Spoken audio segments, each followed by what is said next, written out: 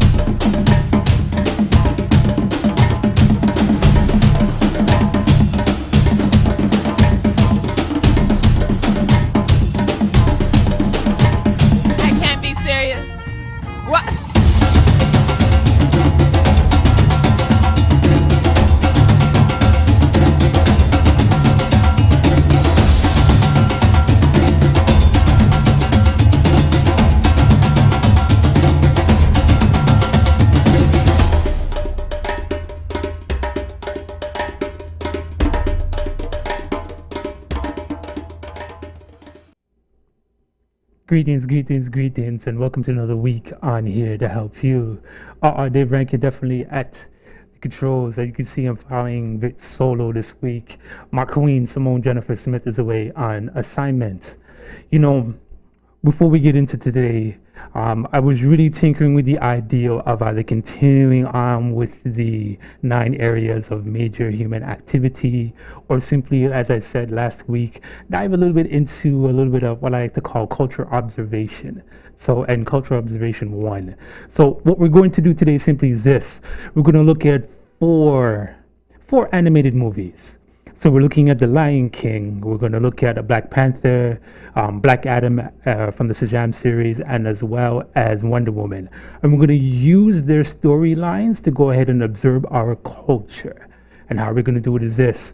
I'm going to provide you with a brief synopsis of each character, the movie that is, and as well as we're going to go ahead and trace its origins right back to our culture.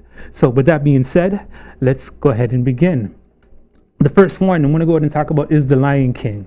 Now, I know it just came out. I have yet to see the movie. I talked with Selena in the background. By means, big up yourself, Selena. She had some good things to say about the movie. I haven't seen it yet, as I mentioned. I'm looking forward to actually watch it at some point in time. Normally when movies like this come out, I like to go ahead and take my time before I watch it. I like to go and observe everybody's comments, but who knows? Maybe I'll see it sooner than later, you know? But anyways, as we all know, the origin of The Lion King, the cartoon it originated back in 1994. It starred Hollywood heavyweights such as James Earl Jones, Madge St. Clair. If you don't remember who these two people are, just think of the parents from Coming to America. Right, Whoopi Goldberg, she was in there as well, and as well as Benson, Mr. Robert Guillaume. Yes, he was in there as well. Now, it was said that it took about $45 million to go to make the movie. It grossed about $312 million in the U.S. and worldwide almost $1 billion. So you can see in regards to the success of the popularity of the movie at the point in time. Just to go ahead and break down, of course, the summary of it, as we all should know. Of course, it features a young lion named Simba, who's the heir to the throne of his father, Mufasa. Simba's wicked Uncle Scar plans to go ahead and take over the throne. In fact, has Mufasa killed. Simba then is exiled or leaves, and by any means comes back as an adult to challenge Scar for the throne. If it sounds familiar, it should, because I'm going to prove today that it is, in fact, it has an origin story in what we like to call the Arthurian drama. right? The Assyrian drama simply means is this. It's a pretty much a love story. And yes, there we go right there. Asar in the middle, Aset on the left-hand side, or at least my left, maybe your right, and then the falcon-headed entity as Heru. So basically, it's one of the oldest dramas or love stories that we can go trace its origins back into ancient Kemet or Egypt. When you're looking at it regards to the story itself, simply as follows, and you're going to find some similarities. We can see the trinity right there between, of course, what's the name again? Yes, Sarabi. There we go. Sarabi, Mufasa, and as well as young Simba, right? So the beginning of the story, basically, Set, who happens to be Asar's brother, wanted to take the throne, as you can see now, and they're both brothers, by the way, right? So we can see that commonality. Set, in fact, usurps the throne. He has Asar killed. In fact, he has his body dismembered into 14 pieces, right? And is scattered pretty much throughout the world. Aset simply goes on a journey to go ahead and actually literally collect those pieces back together, with the exception of the phallus. Once she is able to go ahead and actually collect all the pieces, her with the help of her sister Nebhet, they're able to go in and bring the pieces back together again, and then by means there is a little bit of magic involved for what we like to call the actual origin of an immaculate conception. This is where they actually go ahead and have the son Heru. Now, excuse me, we would like to go ahead and actually put the pieces together here as follows. Now, we mentioned before regarding, of course, the brothers being at war, at battle, Set and as well as Asar. In this case, Scar and as well as Mufasa, right? Sarabi happens to be now Aset, right? Of course, the loving wife, right? That's a good picture of their Aset. I think I have a picture of a Sarabi as well. Beautiful. The war between Simba and Scar. I think we should have a picture there of the two of them or at least at each other. Perfect. There's Scar. I think we have a picture of Set with the Typhon. Perfect. That's That's Simba and as well as Scar.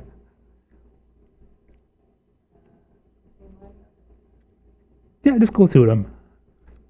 Perfect. That's of course Scar. Just before he lets go of Mufasa, there. Right.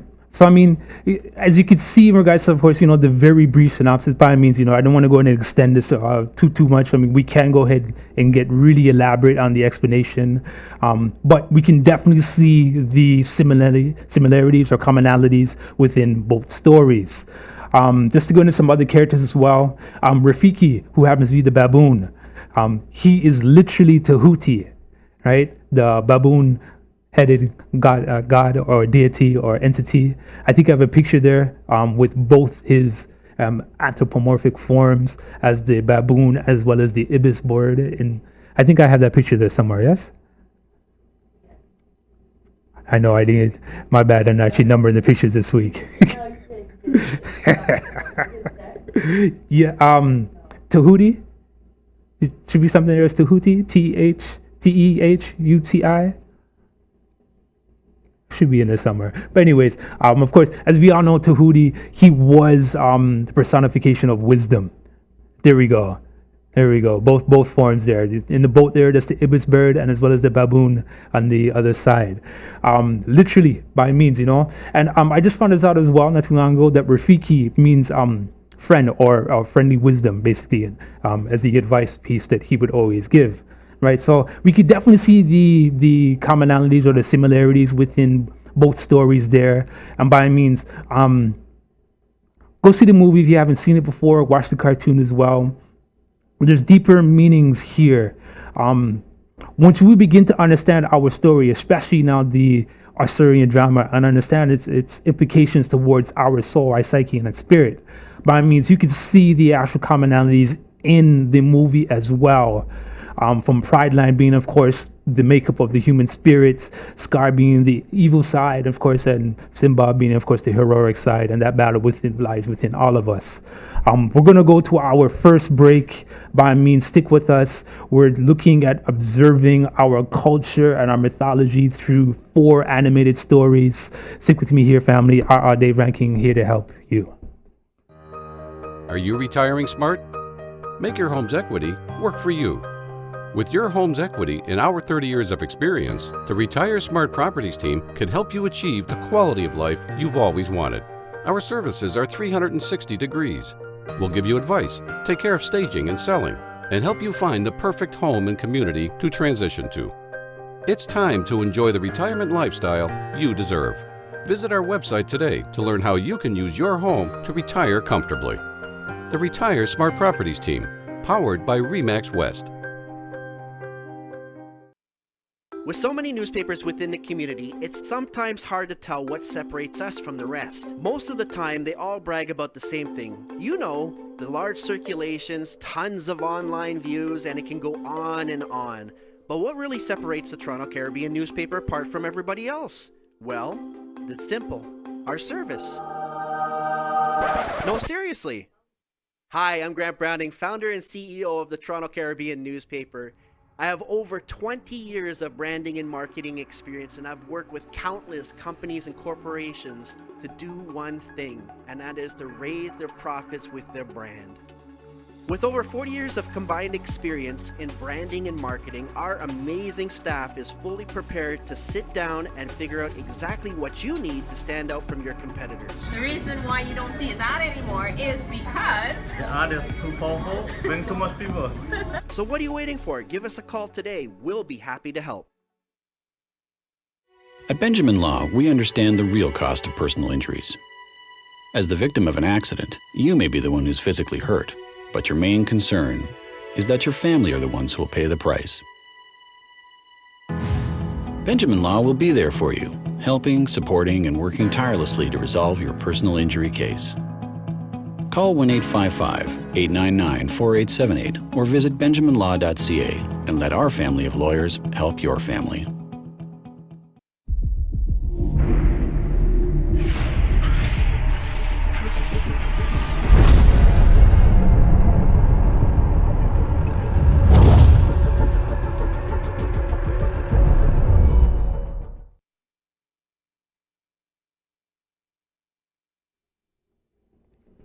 Welcome back to Here to Help You. I are Dave Rankin once again at your service.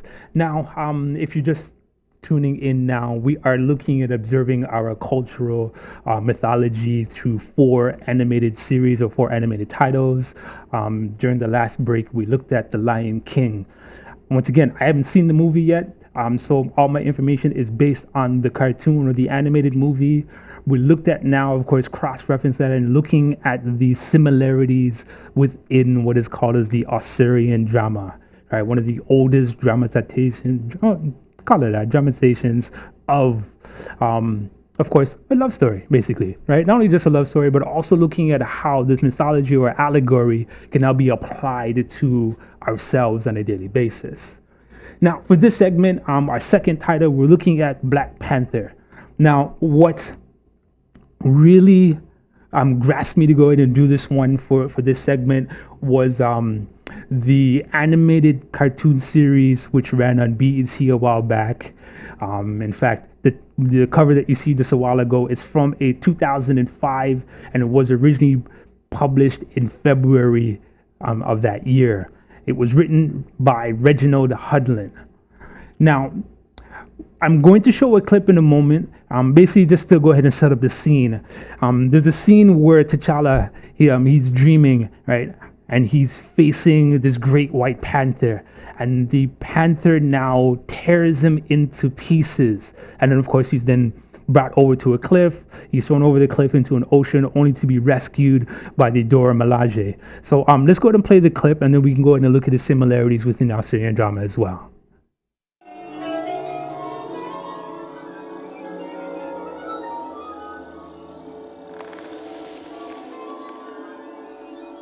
Come out! The Black Panther is ready for you!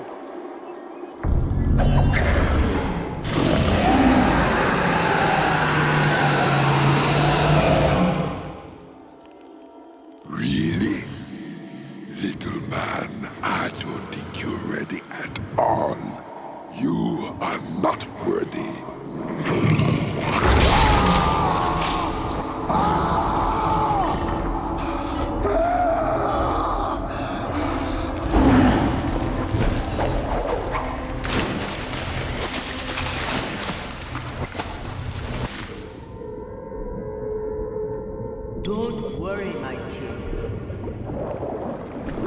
We will save you. But I'm broken. We can heal you. See? You are safe with us. Is that? Once again, that's from Marvel Knights Animation Black Panther. That happens to be the 4th episode in the 6-episode series. As you mentioned before, the White Panther, as you can see now, of course, tears T'Challa apart, throws him over the cliff, only to be rescued by the Dora Milaje. Now, what's very interesting to this there, now, once again, is that it has its origins right within the Arthurian drama. As you mentioned before, in the first segment, actually, let's hold off on that one right there. That's going to be a powerful picture I'm going to get into in a moment. Let's hold off from showing that one. But let's go ahead and go back to in regards to the Arthurian drama, where we looked at Set now, who killed his brother, right, and tore him into 14 pieces. Right. This symbolizing now, of course, Set being the evil personification, or simply when we go ahead and begin to sow the seeds of doubt within ourselves. Right. This allows us to be torn, literally torn in different directions. And that's exactly what took place here in animated form. You know, the Dora Milaje, of course, restoring him back together again. Of course, we can look at now the feminine energies of looking to put the pieces back together in the form of Aset and as well as Nebhet, right?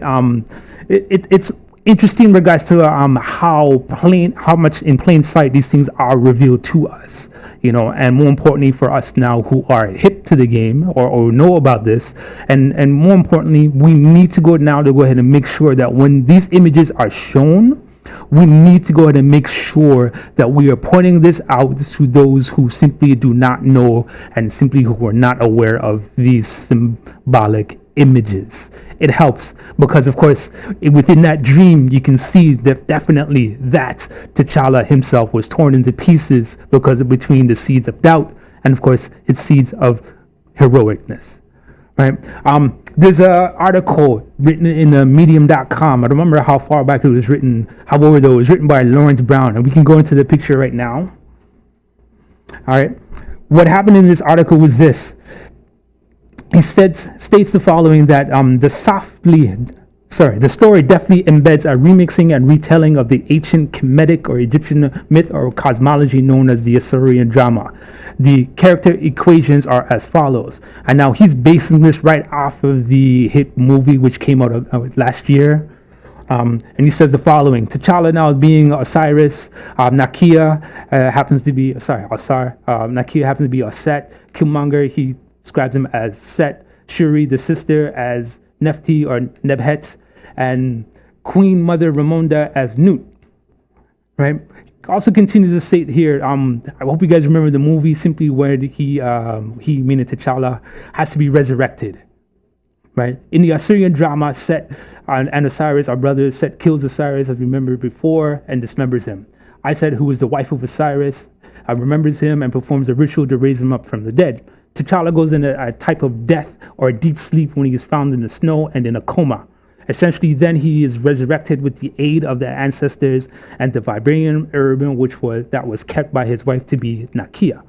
Right. We can also see, of course, the picture that we showed just a while ago regarding the folding hands or the pharaonic hands, as it is described sometimes, holding the flail and the crook. On the right-hand side, we can also see the gesture in the statue, and by means in the movie, and we had the whole world. The whole world, in fact, was doing the Wakanda Forever. I guess we can call it, right? But once again, this is going right back to, of course, to now the African origin stories of this mythology here, right? So by means, you know what, it's amazing in regards to, once again, how these things are hidden for us or simply revealed to us in plain sight. Those, once again, who have knowledge of these things are able to go in and point it out right away. Those of us who simply do not know or not aware of it, it is up to those who are aware to go ahead and make sure that everybody else is in the know. For those of us who simply aren't aware as of yet, they just began writing the second installment of the Black Panther movie. There hasn't been a release date as of yet in regards to when this will be for all of us. I guess it aired for all of us to enjoy. I know with Marvel rolling out pretty much their phase 4, we could be looking at maybe another 2 to 3 years before the second Black Panther movie will be upon us. Hopefully, the character will be revised in some of the upcoming movies. Let's go ahead and take a break here. I know we got a few minutes left, but by means, let's take a short break because we definitely got a few other things that I'd like to get into. So stick with us, family. We'll be here in a moment. With so many newspapers within the community, it's sometimes hard to tell what separates us from the rest. Most of the time, they all brag about the same thing. You know, the large circulations, tons of online views, and it can go on and on. But what really separates the Toronto Caribbean newspaper apart from everybody else? Well, it's simple. Our service. No, seriously. Hi, I'm Grant Browning, founder and CEO of the Toronto Caribbean newspaper. I have over 20 years of branding and marketing experience, and I've worked with countless companies and corporations to do one thing, and that is to raise their profits with their brand. With over 40 years of combined experience in branding and marketing, our amazing staff is fully prepared to sit down and figure out exactly what you need to stand out from your competitors. The reason why you don't see that anymore is because The ad is too powerful, bring too much people. So what are you waiting for? Give us a call today. We'll be happy to help.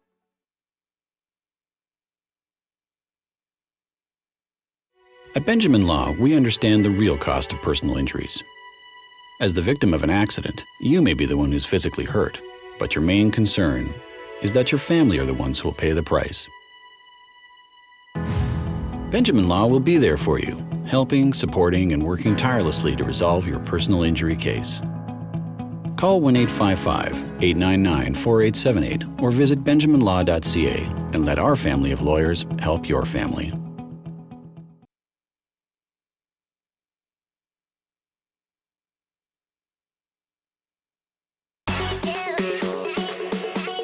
My name is Trish Curling, and I am an online coach, personal trainer, and yoga teacher, and your new host of Shaping Life, which is all about understanding that we have the ability and the control to take charge of our health and wellness.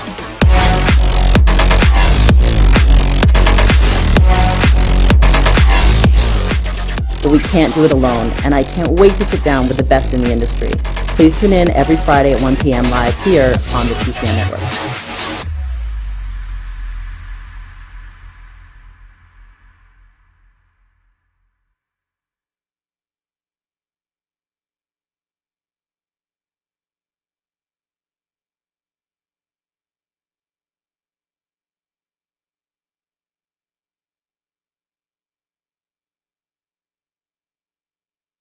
Happy birthday to you. Happy birthday to you. May your dreams all come true. Happy birthday to you.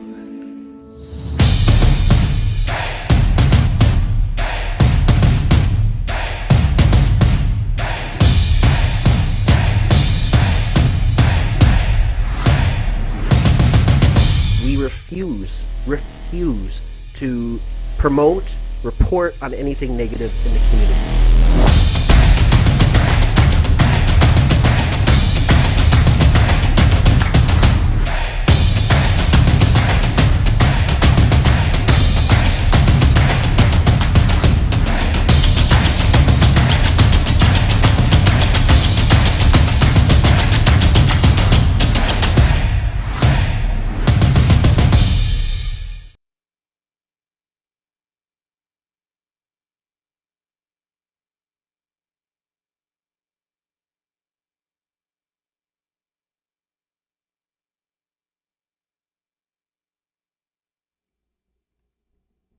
Greetings and welcome back to Here to Help You.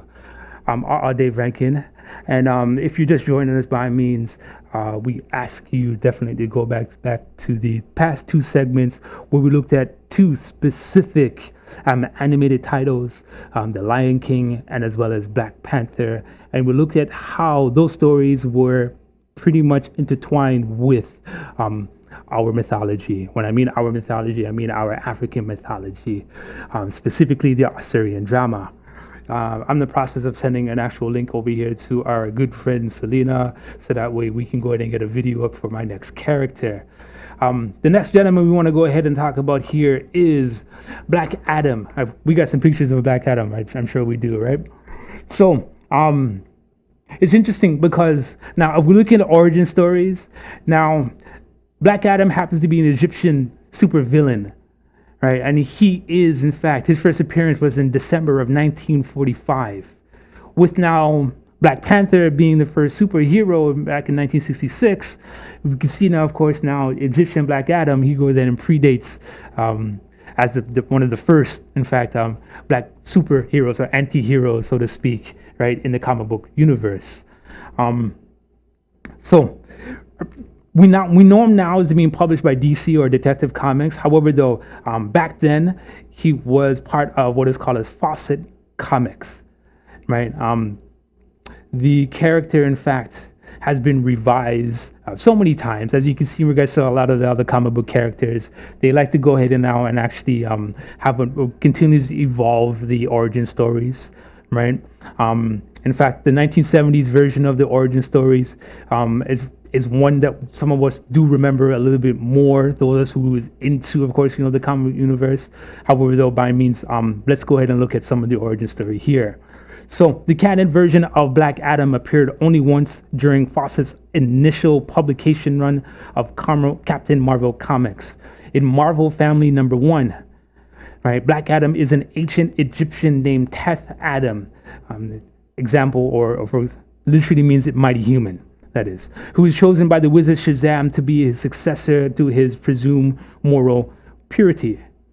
Now, what happens then is that once Teth Adam is transformed into a superpowered being, possessing some of the same powers that we now know as Captain Marvel to have, he is soon corrupted by the vastness of his powers. Originally, the wizard Shazam grants Adam the powers deriving from Greco-Roman deities. Later in the series, it was changed to ancient Egyptian deities. Now, what's kind of interesting is this. Although they mention Greco-Roman, when Billy Batson is given, in fact, his powers to the wizard, he asks the wizard how could Shazam, being an Egyptian, received his powers from Greco-Roman gods, especially when he's an Egyptian and it predates, Roman culture by, let's call it, about approximately 4,000 years. Right?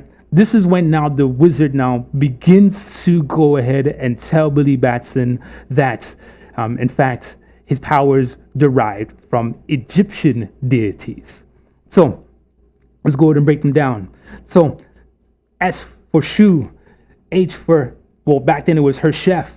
We'll go ahead and translate it in a moment. The A for Aman, the Z for Zahuti, the A for Anpu, and the M for Mentu, this spelling Shazam. So the Shu, meaning the stamina of the Shu. Using Shu's endurance, Black Adam can withstand and survive most types of extreme physical assaults. Additionally, he does not need to sleep, eat, or breathe, and can survive unaided in space. The H, back then they called it her chef. Later it was translated as Heru. H for the swiftness of Heru. By channeling Heru's speed, Black Adam can fly, move, and basically fly, move, and flight at sublight speeds, and in space at faster than light speeds. So he's basically on par, if not faster than Superman. A, the strength of Aman. Black Adam has phenomenal level of super strength, able to easily bend steel, punch through walls, lift massive objects. Adam's strength is at the same level as beings like Superman and as well as Captain Marvel. Z, the Zahuti. They spelt it with the Z, but really it's Tahuti, the baboon-headed deity, as we went ahead and actually shown this picture earlier. The wisdom of Zahuti. Black Adam has instant access to a vast level of scholarly knowledge. The wisdom of Zahuti also provides him with counsel and advice in times of need. The A for the power of Atan. Atan's power, besides fueling the magic thunderbolt that transforms Adam, also enhances Adam's other physical abilities. It provides physical invulnerability and as well as magic resistance against most magic spells and attacks, as well as allowing for interdimensional travel. Adam can use the lightning bolt as a weapon by dodging it and allowing it to strike an opponent or target. And as well as M for the courage of Mehen. This aspect is primarily psychological and gives Black Adam superhuman amounts of inner strength from which to draw. In some depictions, it also provides a degree of his invulnerability to harm. So there we have the breakdown of the word Shazam. Once again, the deities involved: Esh for Shu for stamina, Hershef or Heru for strength, Aman for power, Zahuti or Tahuti for wisdom, Anpu for speed, and Mentu for courage. What was interesting about this as well is that come to find out later that Black Adam's wife is named Isis. We'll take another break here. Stick around, family. This is Here to Help You. Dave Rankin. We'll see you back in a few. At Benjamin Law, we understand the real cost of personal injuries. As the victim of an accident, you may be the one who's physically hurt, but your main concern is that your family are the ones who will pay the price. Benjamin Law will be there for you, helping, supporting, and working tirelessly to resolve your personal injury case. Call 1-855-899-4878 or visit benjaminlaw.ca and let our family of lawyers help your family. My name is Trish Curling, and I am an online coach, personal trainer, and yoga teacher, and your new host of Shaping Life, which is all about understanding that we have the ability and the control to take charge of our health and wellness.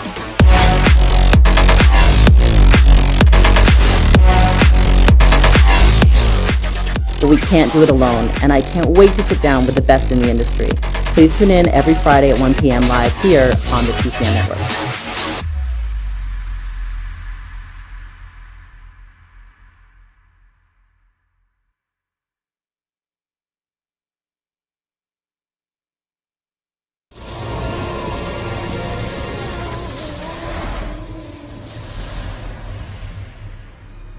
In 1977's Shazam number 28, mad scientist Dr. Savannah resurrects Black Adam with a reincarnation machine. Around this time, Billy asks the wizard Shazam a good question. How did Black Adam get the powers of Greek gods that didn't exist 5,000 years ago?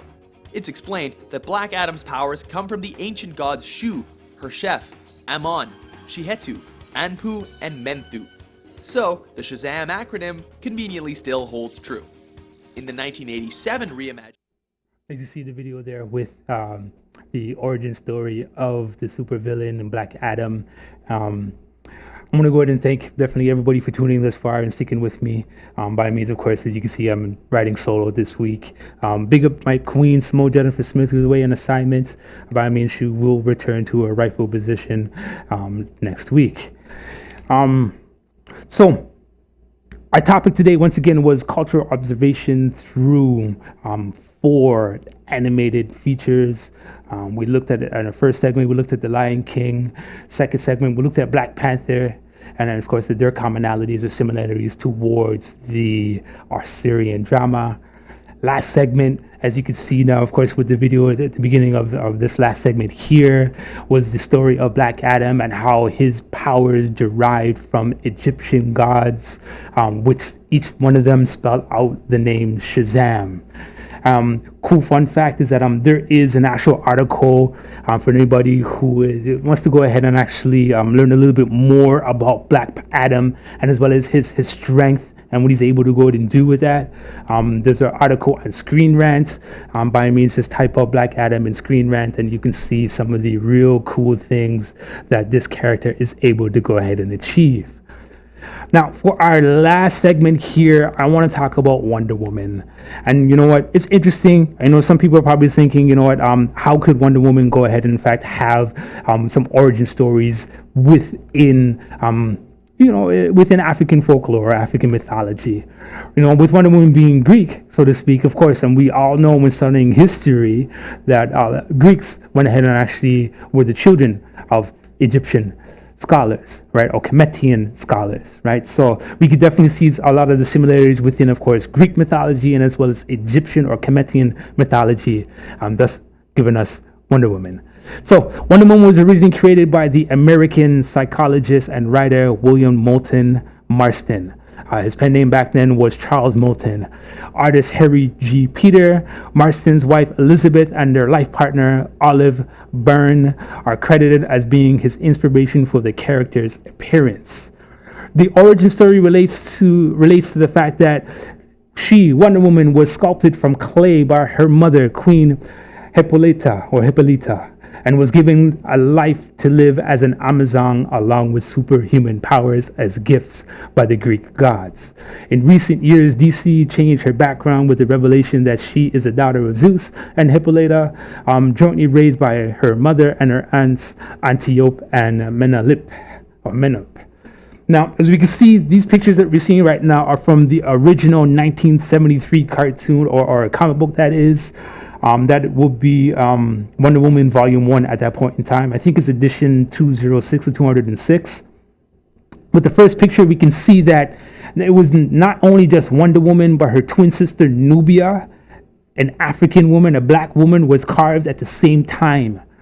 In the second picture, we can see that the black carving or figurine was stolen, right? Stolen by an evil entity, and by means raised in an estranged capacity from her family, right? In 2009, DC went ahead and did one of their first animated movies for Wonder Woman. I have a clip here regarding the opening scene. By means, I like this one here because it truly gives us an actual feel of a modern day version or an evolved version as to how Wonder Woman was created. Let's go to the clip. Oh, wrong one.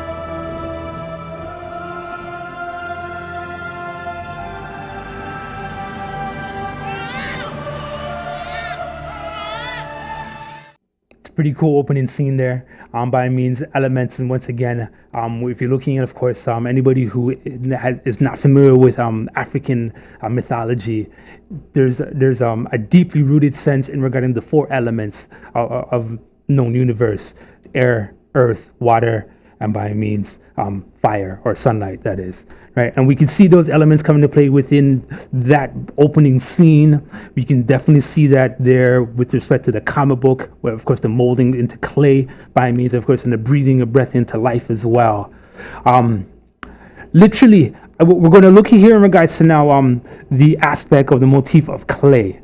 Now, the molding or shaping a human form from clay is pretty much old as dirt, so to speak, right? Throughout our motherland, creation stories according to which the first human beings were created out of clay are very common. Through the Yoruba creation story, and we talked about this in our series on African creation stories or myths, the story in regards to Obatala, the son of Olorun, the supreme Yoruba god, created the first 16 human beings out of clay. Right? The Shiluks of Sudan also tell a story in which the god Jo'ok made human beings out of clay as well. Right? It is written back then that Jo'ok molded all men of earth while he wandered the earth, creating the rest of the world. White men were created from white sand, which Jo'ok found in the land of the whites. Red or brown men were created out of the mud of the Nile, and black men were created out of the black earth found in the land of the Shilluk. Right? In ancient Kemet, it's the god Khnum, and I think we got a picture there as well. Perfect. The ram-headed god here. It's he who fashions man as a potter with clay. Right? We mentioned before in the African creation stories that Hatshepsut, she believed herself to be created, in fact, molded, shaped by the hands of Khnum. I think we got a picture also of Khnum and Heket. Beautiful. There we go, right there. We can see Khnum sitting on the throne there, shaping or molding man right there on the potter's wheel, and his wife, the frog-headed deity Heket, Both of them play an integral part here in shaping the man or human, so to speak. We can see Heket holding the Ankh, meaning, of course, she's giving life to that form, right? Heket is often described as being the wife of the potter god Khnum. Khnum was usually shown having a ram's head, and his job was to create humans from the Nile mud. According to ancient lore, Khnum made children on his potter's wheel, then inserted them into their mother's bodies, and Heket, as we can see once again holding the Ankh, gave life to the body. Right? This Ka, in fact, is what made the body become alive, and so the body and spirit were brought into existence. So we can see now, regarding, of course, the 4 examples that we've shown here today, that they have been using our story, and in fact, they've made millions and millions of dollars from our story. You know, it's great to see these stories being used, and of course, in cinematic lore, so that when we can see it, we can recognize it. Those of us out there who aren't aware, or simply ignorant of this fact, by means, again, it is up to us who are aware. We need to go ahead and bring out these symbolic images to let those who do not know. You know, with that being said, once again, the 4 stories that we looked at today, we looked at The Lion King to start off the show. We also looked at Black Panther. We looked at both of those stories and how they were intertwined with the Assyrian drama. We looked at Black Adam and how his powers derived from ancient Kemetic deities, as well as Wonder Woman and the molding of her form from clay, and how this is a regular or very common story throughout our sacred motherland. Ladies and gentlemen, thank you so much for tuning in here with me today and sticking with her. You know, a little bit of technical difficulties we had. Big up, Selena. You know, it's what just happens to be one of those days, my girl. By me, stick around. Erica Alita will be here with What Matters Next. And of course, we'll be back to our regular paired selves with my queen, Simone Jennifer Smith, and myself for next week. Ladies and gentlemen, peace and love, family. Have a good night.